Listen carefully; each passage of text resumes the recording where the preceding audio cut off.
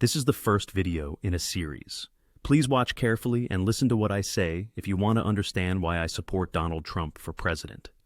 Our country is more divided than at any other time in my lifetime.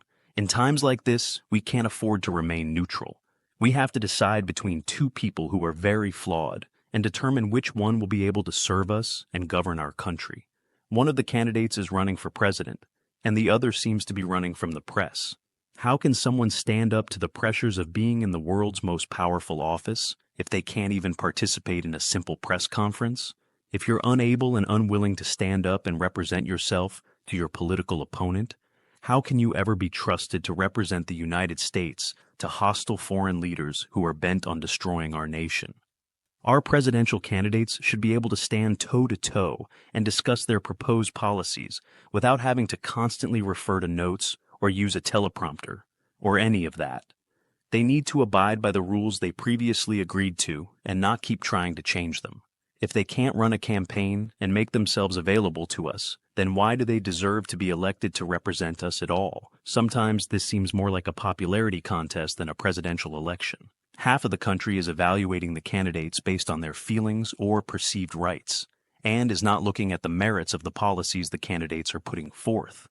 We have to know that whoever is elected will be respected by other world leaders and be able to perform the duties of the office and get things accomplished that will benefit the entire country, not just one political party. I want to mention here that Donald Trump says and does a lot of things that I don't particularly like, but I'm voting for him because I believe that his policies will reverse what has taken place in America over the last 3.5 years.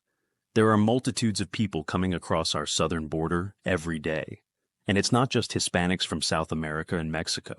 There are also people from all around the world. And there are a lot of young men who are potential terrorists, people who would harm our country, and people who are violent and criminals.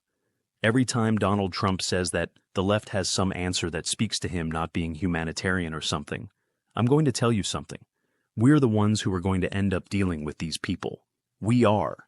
They will vandalize our property, break into our homes, steal our cars, or commit violence against some member of our family. And I'm prepared for that. But you know, a lot of people aren't. And it's not right to just allow people to come across our southern border without them being thoroughly vetted. Immigration in America used to be that you came here hoping to start a new life and assimilate into our country. You're a professional, or you have skills that would benefit America. You don't come here because you want to live off the system and take resources away from our citizens. You come here because you have something to offer the country, and you want to build a life here for your family. You come here because you want to become a legalized citizen and pay taxes and vote. We have people here right now in America who are suffering and don't have enough to make rent, who don't have enough to pay their bills, who don't have enough to buy the groceries they need. Yet, we're willing to give out billions of dollars every year to illegal immigrants who come across the border without being vetted. They move into our communities and create havoc, and they create a strain on the system. They use up our resources that should be going to our citizens in our poorest communities.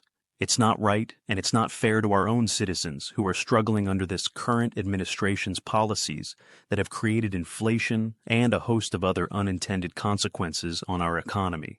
Someone needs to put a stop to it, and I believe Donald Trump will do that in short order. In my next video, I will discuss both of the candidates' platforms and compare what they have stated they will do if they are elected. Please like and subscribe so you will be notified when I post. Thank you for visiting my channel.